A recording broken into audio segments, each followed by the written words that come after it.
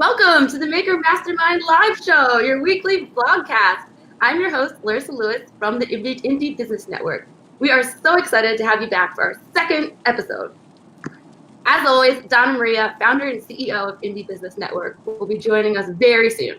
She really loves to be stumped by your burning entrepreneur questions, be it the nitty-gritty of running your own small business or the lifestyle itself. So pop your questions down into the comments and we'll do our best to answer them live. As always, you'll also see Jennifer, my colleague here at Indie Business Network, down in the comments section. She'll be helping us out by posting links to any resources we discussed during the show. Say hi to Jennifer, and to who I would say is the world's best Jennifer, but don't tell my two cousins. While we're on the topic of Jennifer, she's based in Florida, I'm in California, and Donna Maria, who's typically coming live from her living room in North Carolina, will be joining us from a mystery location this week. We will see what it is. I'm looking forward to finding out. It's pretty fun how we can all connect in this way. Where are you all from? Tell us in the comments. And be sure to share today's episode with any friends or family members who might be interested in either leaving the corporate life behind to start their own business or are currently in business and have some questions or need a little pep talk to get their week fired up. We're here for everybody. And don't forget, it's not too late to register for Indie Cruise, which is our annual Caribbean Mastermind retreat. 2020 is going to be the last and final time Donna and me is going to host Indie Cruise. So if you haven't been yet, this is really going to be your chance. The destination is Aruba. I'm dreaming about it already. And we'll also be celebrating Indie Business Network's 20th birthday while we're there. You can register at indiecruise.com. One more thing before we get started. As always, we'll randomly pick someone who asked a question during today's live show to win this week's Maker Prize. So what is it, do you ask? This week's Maker Business Prize comes from right here in sunny Southern California. Clean spot. Owner Jennifer is simply wild about scents. As you know, the sense of scent is one of the most powerful senses, and it's able to transport us to a completely different faraway setting, or maybe back in time to some of our cherished memories. Her unique use of fragrance is truly awe-inspiring. This candle I'm showing you is a brand new one called Lime in Love with You. I feel like I'm on a tropical beach getaway getting the most out of summer. She doesn't just make these awesomely scented products, but also has so many other cool aspects of her business, like the mobile mixtures, where she and her team come to your birthday party, girls' night, bachelorette party, etc., and design signature bespoke scents for every single one of your guests. How cool is that? And like I said, don't forget, we're going to pick at random amongst today's questions for someone to win this summer escape in a jar. To be entered to win, you must ask your question during the live show. Check your direct messages after the show, as we'll be picking the winner immediately afterwards. Huge shout out to Laura, who's the winner of last week's giveaway. So here we go. Let's get started. Donna Maria, where are you?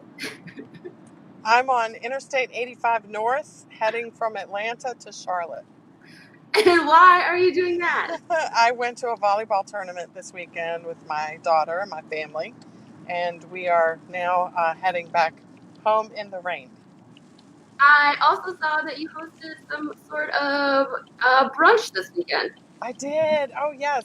We had the Indie Business Brunch while we were there in Atlanta, which is a periodic thing I do if I have the ability when I travel. But everyone loved it so much, I think I'm going to start doing more of them. I think we have one planned for Nashville on May the 4th.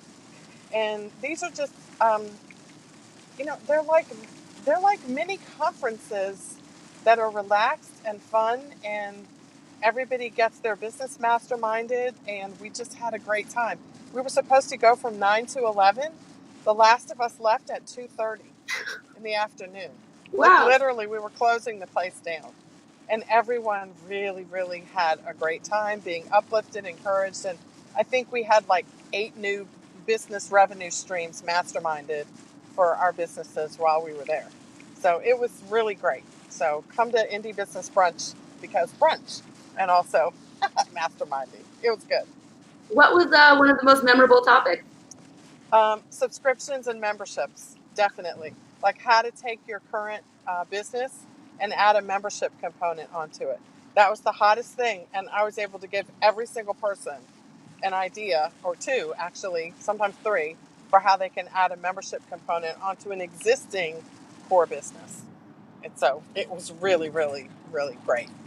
That's exciting. So here's a question I want to start you off with today. Okay. It's about personal branding. Okay. All right. So you yourself come from the corporate world as a lawyer.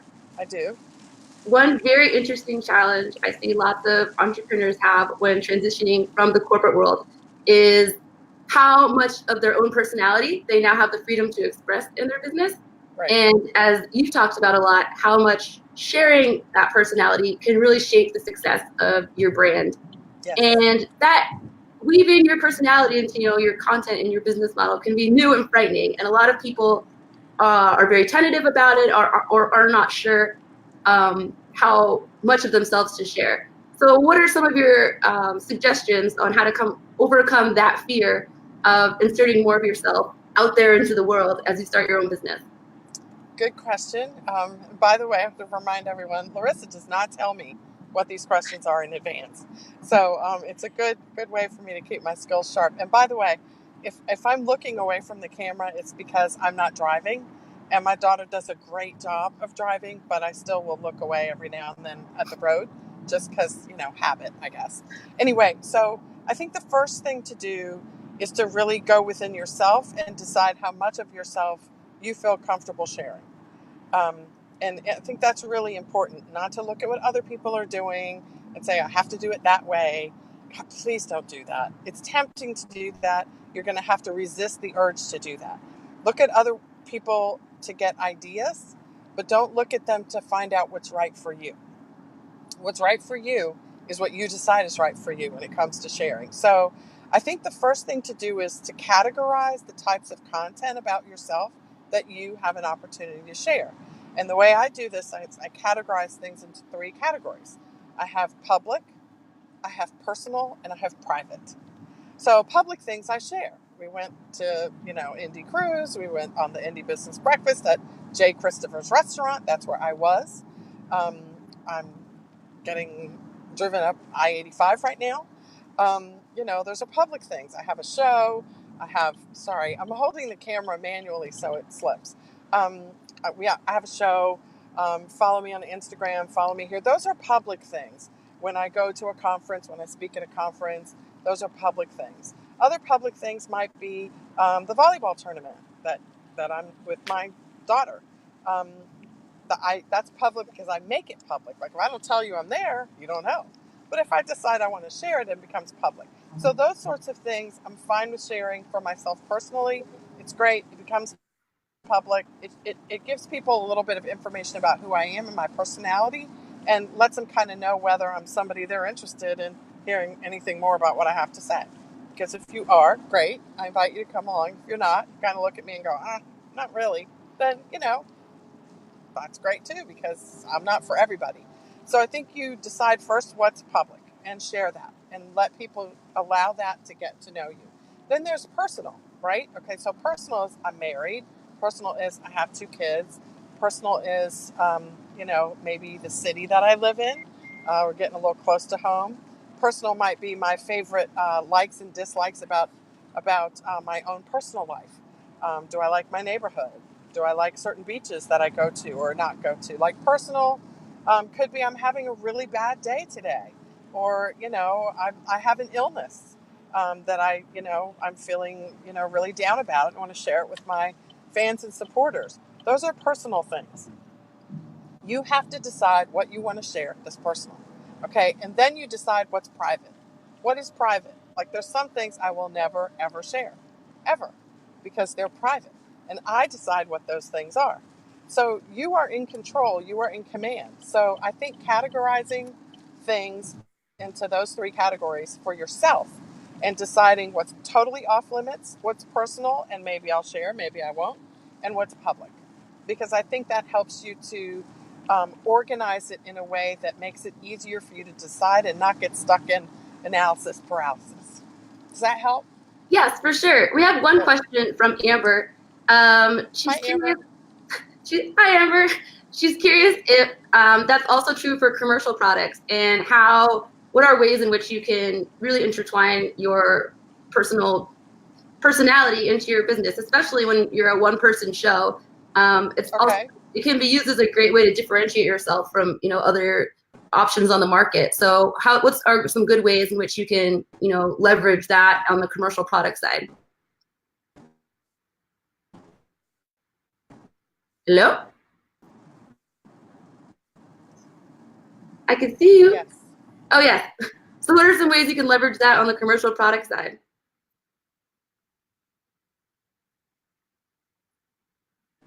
Maybe that person, Amber, if you could type in the comments what your business is and what your target audience is, I can help you specifically.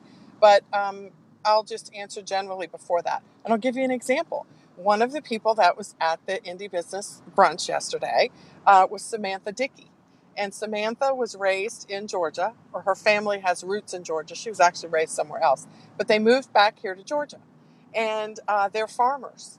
And so Samantha uses the ingredients oftentimes that her parents and grandparents farm at their farm to create the products that she sells and to create her skincare products and to share lifestyle recipes and, you know, healthy food items and things of that nature.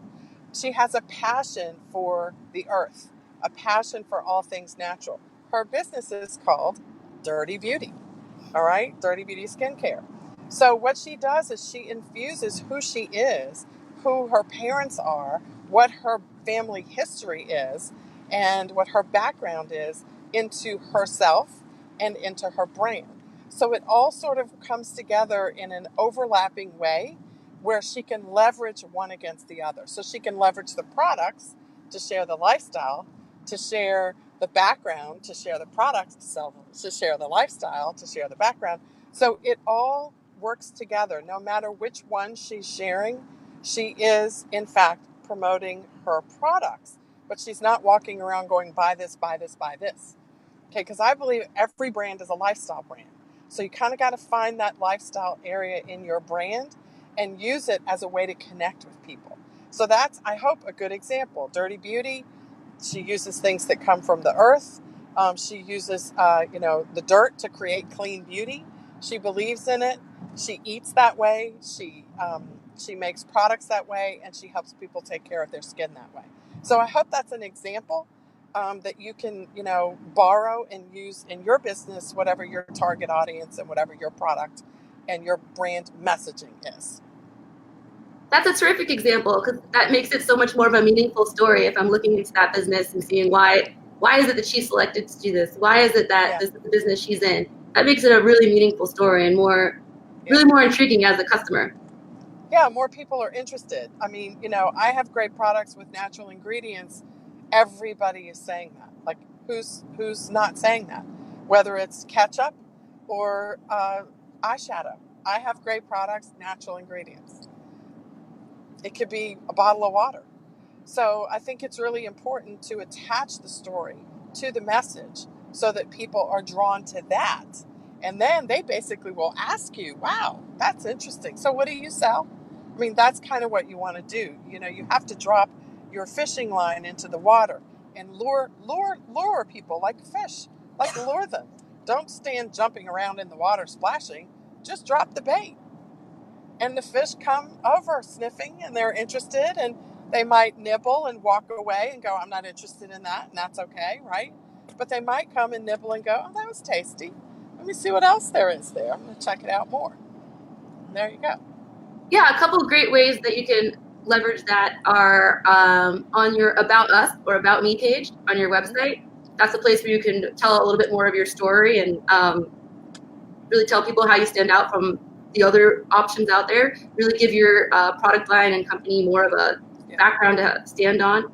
And also through blog posts. There's a lot of, once you kind of crystallize what your personal story is, there's so many options and so many opportunities for telling that story to your customer through powerful blog posting. And your newsletter.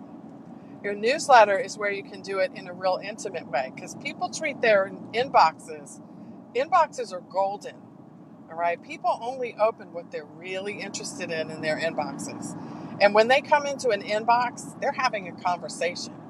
And people hit the reply key all the time and talk back to me after I send out a newsletter. And then they share it with their friends. Like, ooh, well, this is really good, Lisa. Check this out. So it's a much more intimate way of sharing. I highly recommend it. I think it's good business sense to use a newsletter in that way, and combine them all together. Combine the blog with the newsletter, with the website, and with one social media outlet. You might have a social media outlet at different places, but I think it's really important to really, really mine one, like drop the gold at one that works really, really well for you, and just keep doing that. And be yourself. Like, have fun. Like, and that's another thing too. Like, whatever it is that you're selling, if it's not fun, it doesn't matter how good it is. If you're not enjoying doing it, people just are gonna not. That's just not appealing. So make it fun, having fun, making these things and providing these things for people. And they're like, wow, she's having fun serving me. Amber has a follow-up question on if there's anything Okay. that should be any personal, in terms of personal branding in your business. Is there anything that's more sensitive to share if you're trying to do something such as land a government contract? Well, if you're trying to land a government contract, it depends on exactly what it is, and it depends on who your audience is when you're sharing. Okay. So if your audience is government contractors, I don't really know how much they care about the personal stuff. What a government contractor, I mean, there's a personal relationship. Like, obviously, even if it's a government contract, you're still dealing with a human being. So you want to deal with that person on a personal level. But that person is not necessarily going to follow you on a social media if they're not looking to buy something personally from you. They're looking to see if they can buy this many toilet seats from you for the federal government at the best price possible, because that's how the federal government works, right? So I think to really answer that question, I would kind of need to know exactly what it is that you're selling and the extent to which you are actually involved in contract negotiations with those people, because this may not matter for a government contract. It may not. It kind of depends. So I would want to know a little bit more information. It could be really, really useful. It could have no effect at all, or it could be useless. But if you are dealing with consumers and they are buying whatever you have to sell, it is useful. Government contracts, I would need more information to say for sure. Great. Well, sadly, we're coming to the end of our time again. Did you have anything else you wanted to share for this week? Send people off with a great message? I will share one other thing. Someone at the Indie Business Breakfast yesterday, her name was Deanna, and she owns a business where she is a marketing merchandiser. That's what she calls herself. She's a merchandiser, but she's kind of a branding strategist. And I may not be saying what she wants me to say, but that's kind of how I interpreted it. And one of the things that she does is she has her business cards made at moo.com. And every single business card is a different photograph that represents her dealing with the marketing aspects and the merchandising aspects of one of her clients' brands. So she's doing a layout of a magazine ad maybe, and she's, got the right fingernail polish on. It's all Instagram worthy for her, because she has to make her brands look really good. But she uses their products in her business cards while she's working for them. So it's a way to overlap who she is personally as an artist and a creative with how she serves her customers. It's a really ingenious way to use a business card to get the message out there. And I'll tell you, when she was passing her business cards around, she had like a stack of maybe 50 of them. We were fighting over the pictures that we liked best. Like, we were like, there was only one that everyone loved, and we were like willing to like trade money for it. Now, I want that one. I want that one. But the beauty of it was, and why I'm mentioning it, is because she was telling us about her business and what she sells, but she was doing it in a way that showcased her personality and how she could use her personality to make your brand look good. And that's what you want to hire, someone who can use their personality to make your products look good if they're a branding specialist. So that's just another example of how creative you can get at leveraging who you are to sell whatever it is that you have to offer. That's another great example. Yeah, There's so many opportunities once you start thinking about it. Putting what you just mentioned, using your business cards to do more personal branding of yourself, or a different blog posts and whatnot. Once you get the ball rolling on it, it's kind of hard to stop. Well, and the thing is that you're probably not going to do it right the first time. You're probably going to do it and then tweak it as you go. And that's really the secret. I think a lot of people look at people who've been in business for 10 years and they go, oh, that's how she does it. Well, if you go back 10 years, that was not how it started. Okay, that's how the trial and error worked for her. So what you need to do is just decide on what your strategy is going to be. Stick to it for long enough to see if it's working. I would say a quarter, 12 weeks, see if it's working. And then in all likelihood, some of it won't work and some of it will. So you just drop off what's not working, do more of what is working, and that's really going to lead you to the next thing. And that's really how it's done. It's not, I'm going to do it that way because that's how she does it. It's take a little bit from here, take a little bit from there, put it all together in something that you feel comfortable with, do it, and then tweak it as you go. Perfect. Well, I hope your drive isn't that much longer. It is. It's longer. But that's okay. We hope you have a good one out there. Thank you. Okay, so the prize today, so it's Lime in Love with You. I'm in love with you. Okay. All right, good. So do we have questions that we can, I know, Amber, any other questions people want to ask? You can win this candle or be entered to win the candle. Don't miss out. And you're watching the replay, don't worry. We'll probably create a way for replay watchers to win something too. And if you're on the blog or on YouTube, I'm so excited to welcome you.